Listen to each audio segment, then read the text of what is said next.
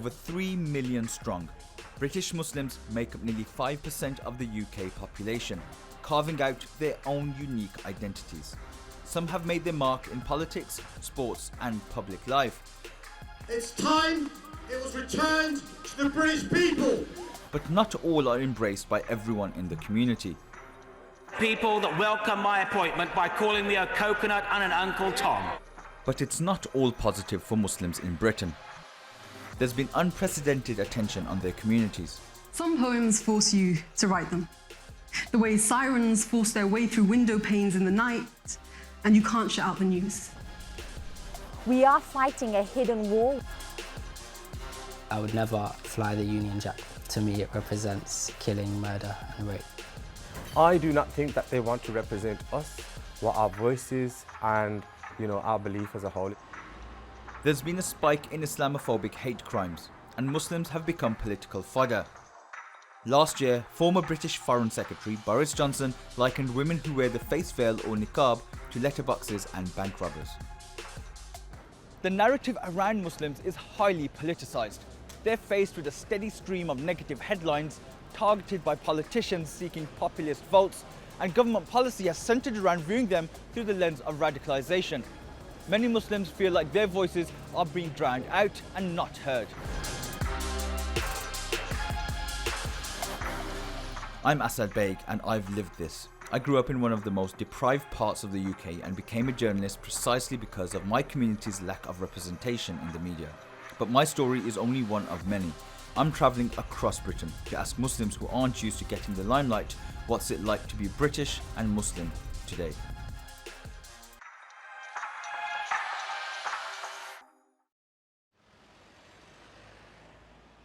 Demographics across the UK are changing.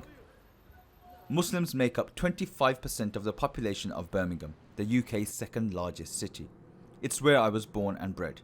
Some neighbourhoods are 70% Muslim, a reality some frankly just don't like. In Britain, it's not just no-go zones. There are actual cities like Birmingham that are totally Muslim, where non-Muslims just simply don't go in. Steve, it sounds like a caliphate. 46% of Muslims live in 10% of the most deprived areas of the country. It's inner city areas like these where Muslims first settled.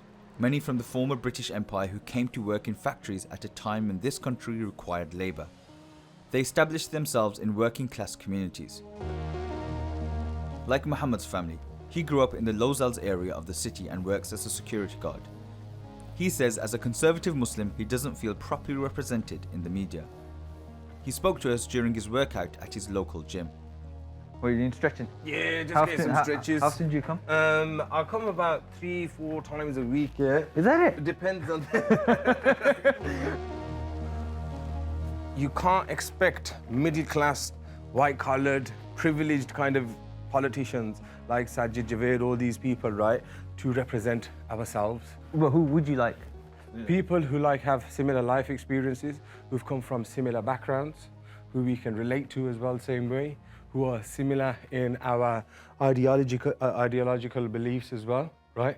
Who've had... You mean someone from your own community? I think, you know what, the government purposefully, yeah, they don't reach out into our communities and basically have people like ourselves representing on that scale. They have certain individuals like your Sajid Javids and your Sadiq Khans and all the rest, who are slightly filtered down, right? And obviously what they try to do is use them individuals to try to obviously capture the Muslim population and sway their opinions. Talking about people being filtered down, but don't you think that's just a threat of being involved in politics? That's what's going to happen no matter who you are. You're going to have to sometimes compromise. And some people see there's nothing wrong with compromise. I think if you compromise, then you neglect the aspect of representing Islam as how it is once you've compromised, because you're compromising your beliefs. You want to keep count for me? I'm on 3 so far. 3, you're at 3. And now it's 4 right about now. Straight in the back, 5, bro. there you go. There you go, there you go. There 6, you go. 7. So, I don't want to mess up your count, bro. No, of course. British Islam. Do you feel British? Of course I am British, but I ain't gonna start filtering down my religion just so I can fit my Britishness into it. integration. What does that word mean to you? A lot of people see Muslims as outcasts in a sense that they don't integrate and whatnot into society. But I feel at the end of the day, Muslims have already integrated into society many hundreds of years ago at the end of the day. But there'll be some people that look at areas like throughout Birmingham and say, hold on, they are segregated. Muslims are living in their own areas. That there's not many non-Muslims living here. These Muslims don't venture out. For the outsider, that may seem actually that you're not integrated. You've got that side, but if you look at the white community, you've got middle class, and then you've got the lower class. People could say that they haven't integrated into actual society, but the only thing is they haven't got a religion, they're not Muslims, so there's no spotlight on them. But the thing is with us lot here, right, because we're Muslim and all the rest, and I think definitely there is some sort of agenda, bigger agenda behind things to dilute the religion. So obviously that's why they want to, you know, drag the Muslim out, shake him about. How do you think the establishment views people like you? I think the establishment would see me as a threat, right? Because I put my religion first, as a Muslim first, and not as a British person, right? They would see that obviously as a threat. That if it came to the crunch, you know, he would side with his religion and not with Queen and country. But it's Muslims who feel under threat. 52% of all religiously motivated hate crimes in England and Wales target Muslims.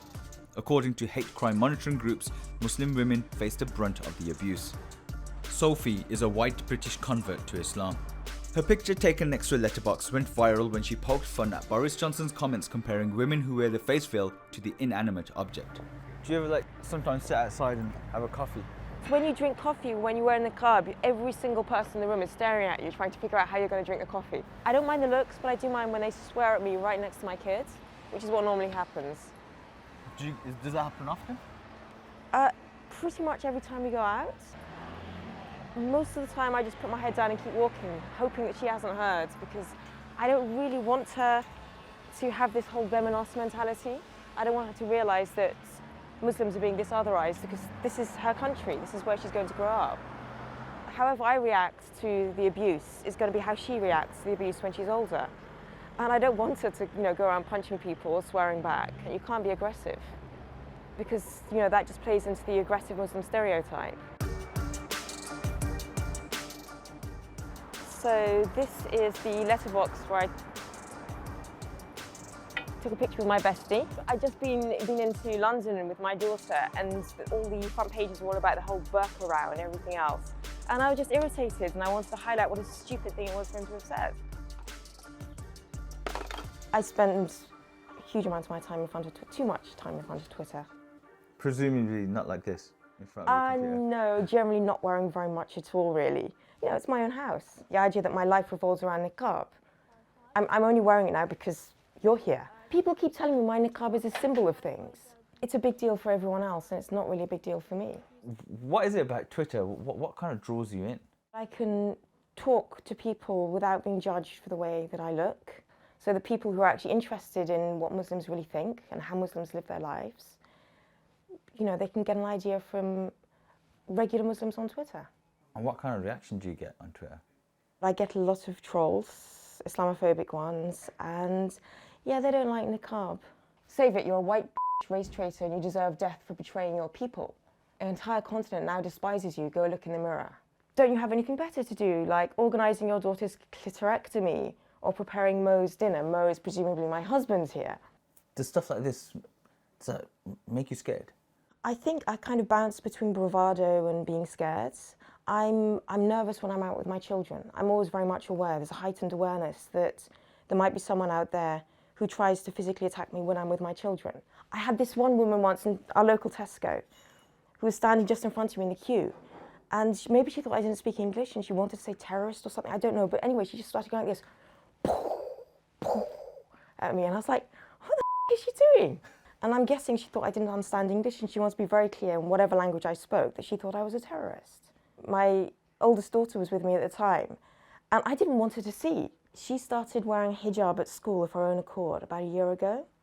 And, I'm actually ashamed to say this, but I tried to dissuade her from it. I was like, yeah, you don't have to wear it, you don't have to wear it, you definitely don't have to wear it at school. She was like, no, I want to. And yeah, people started saying things to her.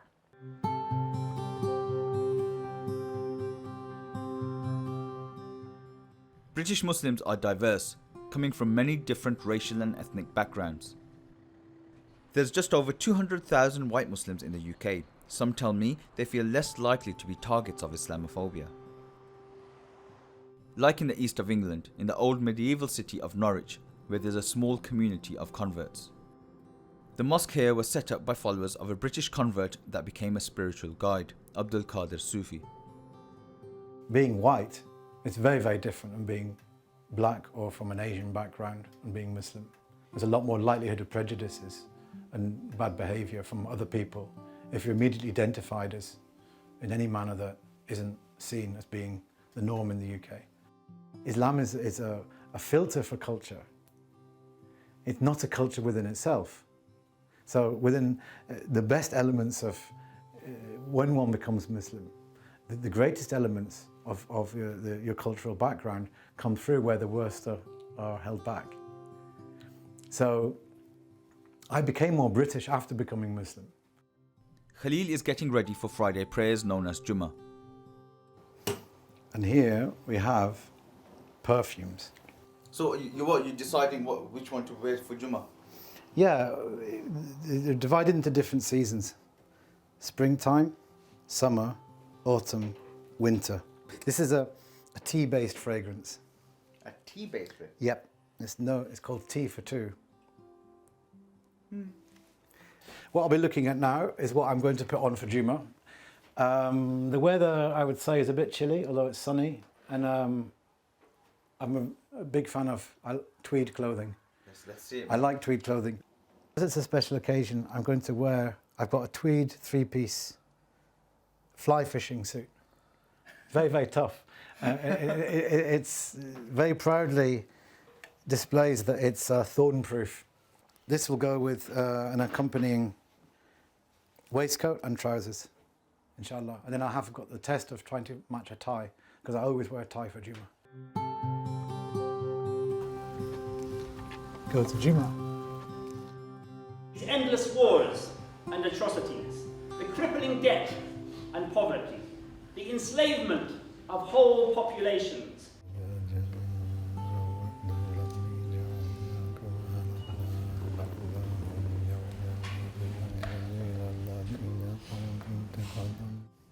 Allah Akbar, Allah. I would say that there's an importance attached to who we are here, and we do stand out in a particular way, and there's been decades of work in terms of showing who we are as Muslims. And I have to say, generally my experiences are pleasurable.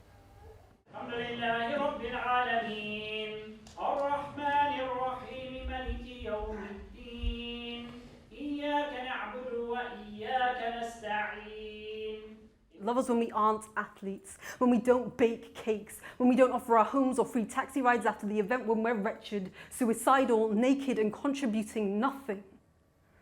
Love us then. Suhaiymah is a popular slam poet. She came to prominence after her spoken word performance about the pressure on Muslims to prove their humanity. She is from Leeds, in the north of England, and graduated from Cambridge University, the top-ranking university in the country.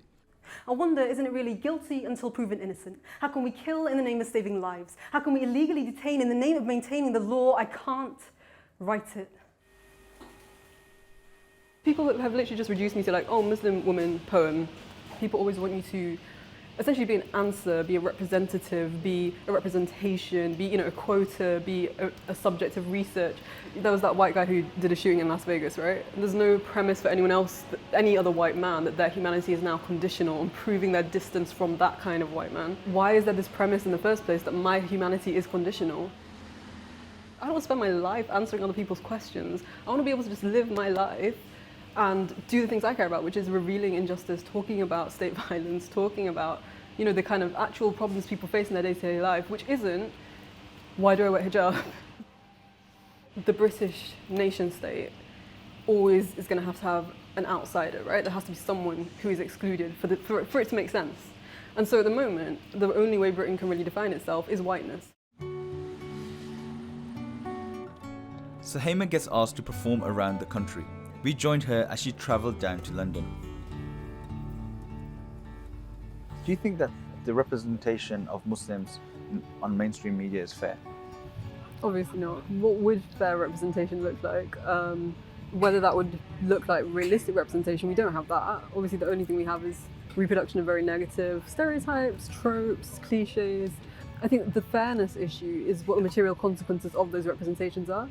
And so currently the consequences are that if you repeatedly represent a community in a dehumanizing way, in a way that is purely negative and purely criminal and suspect, the material consequence of that is that you justify treating them like that in real life. So in policy terms, in legislation, you can then criminalize, you can treat as suspects, and people are okay with it. I think the people that are always asked to, given platforms, are given so for a reason. It's not accidental. The people who are picked very much fit the good Muslim kind of trope. And being a good Muslim means that you kind of have to be palatable. You really can't have any critiques or grievances of the state. So these people come up and they condemn the bad Muslims, right? And you create that distance between us and them. But we only know they're good until they prove they're not bad. So you really get this absurd kind of parody of the kind of Muslims that get platforms. They have to prove they're so patriotic. They love Britain so much.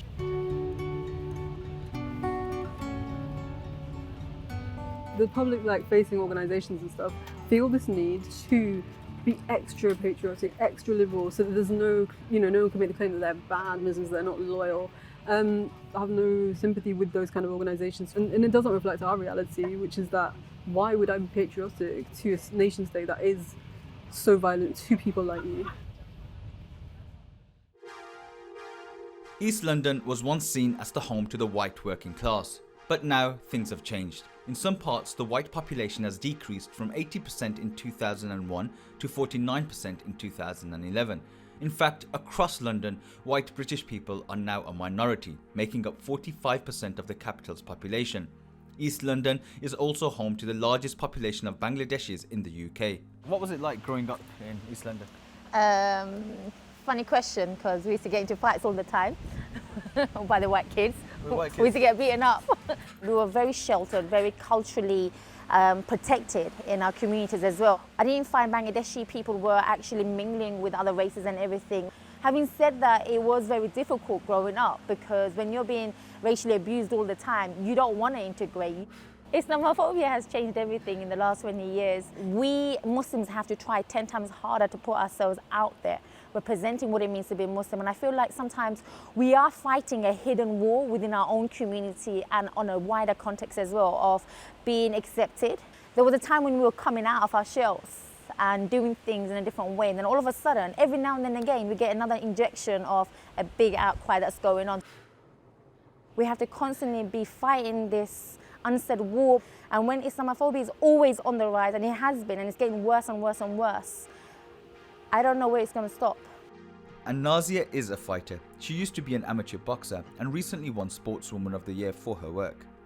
You're a British, Bangladeshi, Muslim, boxer, personal trainer. How many identities do you have? I mean, I struggled with this a lot growing up, and I think a lot of Asian people do or have done.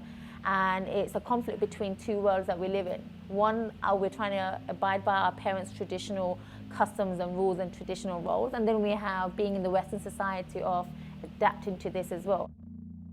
There are Muslim organisations that work closely with the government on issues of radicalisation and extremism within Muslim communities. And it bothers Nazia that some are dismissive of Islamophobia. When these Muslim people are talking about certain things that they are trying to represent the whole Muslim community, it goes far, far, far from what we believe, and it's fitting these politicians' narratives. Why do you think they choose to speak to those guys? Because they're sellouts. And what does that mean to you? Sellouts to me basically is you're using the word, the terminology of Muslim, saying that you're going to benefit the Muslim community, but really and truly, these people are not.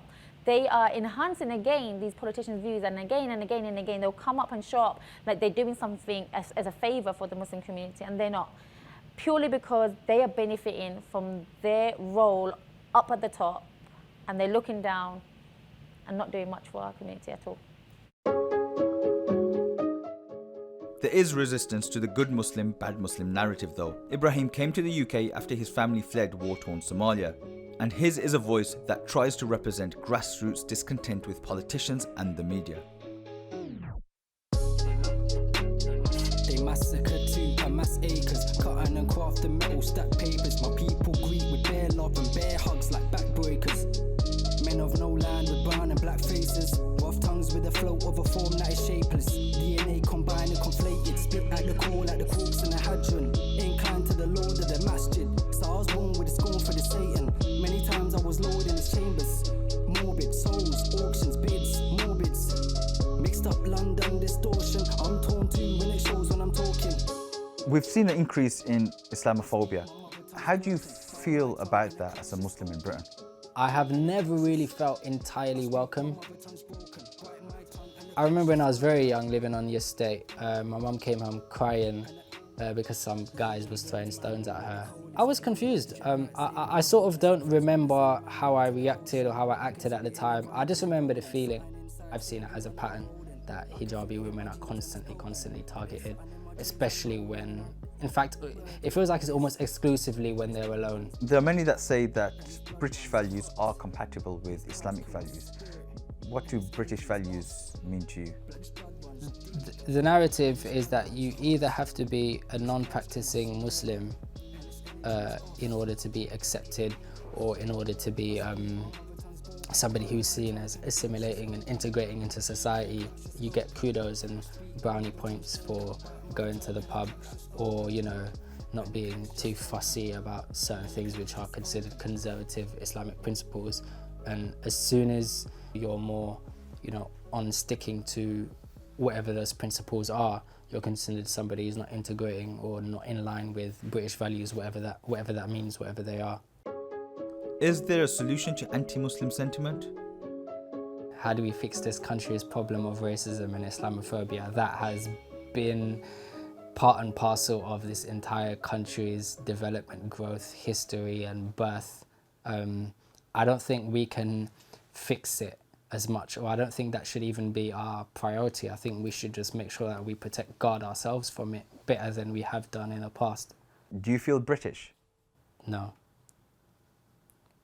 I mean, so when I go to Kenya, where I was born, they will all call me British.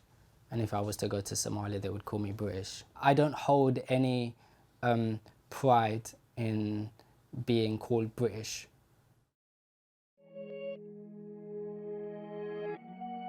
There's many voices within Muslim communities in Britain with differing backgrounds, opinions and identities. The challenge for the mainstream is whether they can accept that Muslims are not one monolithic group, and if they're prepared to listen to people who are angry, frustrated and critical at their lack of representation. I refuse to be respectable. Instead, love us when we're lazy.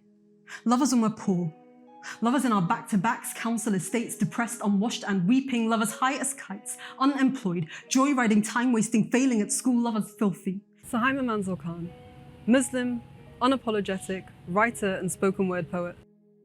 On the east coast of paradise, lower class scum. Old town slum, brown skin beneath the sun. Nazia Khatun, British, Muslim, Bangladeshi, fitness specialist, a boxer, working class. I don't look like that. I'm human.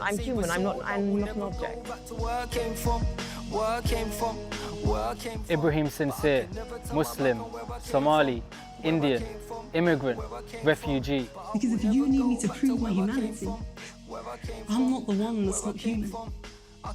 It's taken me a long time, and I'm comfortable with identifying myself as a Bangladeshi, a woman, British, Muslim. But at the end of the day, it's Nazia. Nazia is the core and these things that make her who she is right now. I like your jacket. It's a proper biker jacket. Thanks, man. Yeah, that's that's nice. proper. You should maybe do a swap one day. Try it on. It's too big. No way. It's too big. Look how big it is. That's way too big. Khalil Mitchell, British, Muslim, photographer, designer. Asad Baig, Muslim, Kashmiri, British, a journalist. and inside she was all broke, and the smile was just for show.